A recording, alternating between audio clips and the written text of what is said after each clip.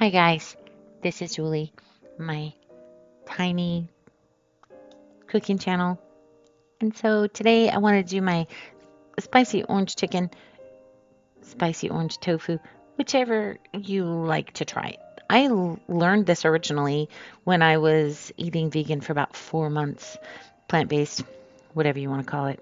And I learned this recipe originally as a tofu recipe, and I was like, wow, that would be really good with chicken.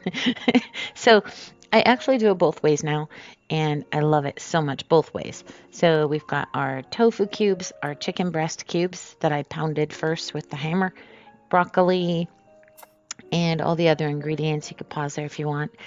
So I just use my reverse osmosis water, which is the only thing we drink or cook with here. And I put a little sesame oil in with the rice this time. You might notice I never rinse my rice. Most people do. I don't like to. I like the texture of it if I do not rinse it. So I know if anything's in there that needs to die, it's going to die in the cooking process. So I throw it in there, measure it, and let it cook. So the broccoli was stacked in there, so that's going to be both will be perfectly done in 30 minutes in this case. I don't know how that steamer knows when stuff is done, but it just does. And so then we're going to take the oranges and juice them out. This is a cool juicer that I don't know if they have them anymore. They probably do. But I got this from my mom. She had it for many years. And then I zested the orange first for a little more orange flavor. I feel like it still could have used some more orange flavor, even though I used maybe the oranges I had this trip just weren't as strong. You know how oranges can all be different. I love Cara oranges the best, but they were not in season. So I ended up, since I'm doing two recipes, I doubled the sauce. But it was too much for my one little sauce thing.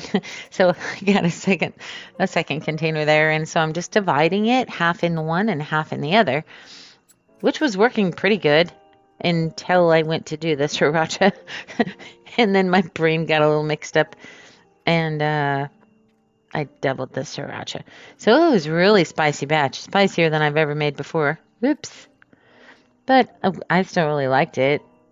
I was surprised that I could handle that much heat. But anyway, that was supposed to be 1 tablespoon per sauce container. And you might notice I did 2 per sauce container. So I totally doubled it. Then we've got our sesame oil. Make sure you don't use refined sesame oil because it doesn't have a sesame flavor. So why bother? So then I'm 2 heaping tablespoons of cornstarch here and the sesame seeds. I like doing this in the produce bags. Those are still free at the grocery stores at this time, August 2024. So you can save those up. And I use them for bathroom garbage bags. I use them for kitchen things like this. And they're still free. So you just kind of shake it all up in there and it coats it all really good. You can divide it up and coat it good. Now with the chicken, I use more than 2 heaping tablespoons. I don't know why. I don't know why I do some of the things I do, but I use too much cornstarch with the chicken. I also almost tossed the tofu off the counter earlier. You might have noticed that, but anyhow, so shake that all up and kind of divide it through the plastic, and then it's just coating it all with that cornstarch. Because that's what you want. That's going to be your thickener later when you add the sauce too. So it's going to brown first in the cornstarch, and then it's going to be your thickener when you add the sauce. And so then, of course, we have my green onions, spring onions, whatever you want to call them, that I bought at the grocery store, planted in my yard, in my garden, and they just keep on giving. That's still the same batch. So now I've got the tofu on the left, chicken on the right. So those are just such perfect little cubes. I love looking at them. The OCD in me is just like, oh, those are all perfect. Okay, so fiddling around with them a little too long. Notice the tag on my apron. I finally cut that off. I mean, not in this video, but later you'll notice I finally cut that off. It's been bugging me. So here, since I had too much cornstarch, I just kind of scraped it to the side and tossed it out a couple times. Did that a couple times and then brought that back to normal. So I never seem to brown things long enough. It's a thing that I don't do.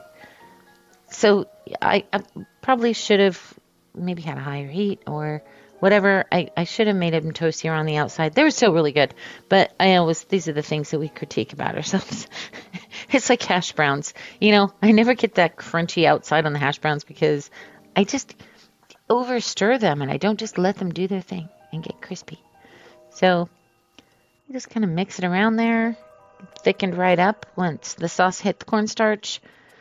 The rice is absolutely perfect. Put a little olive oil in there, mix it up. So now we can serve our tofu on the left. And also, if you like this, please like and subscribe. Helps me out a lot. And then on the right, we've got the chicken. I can almost not tell the difference myself, and I cooked them in the pictures. It's good that I kept one on the right, one on the left. So I really, this was so delicious. I'd never done both of them at the same time before. I'd done one or the other, but not both at once. And they turned out really good, except they were twice as hot as normal. But I was really happy with myself that I could handle it. So that's a nice close-up of the tofu one. And so tender, so delicious. The tofu one's actually better as leftovers. So thanks for watching. Bye.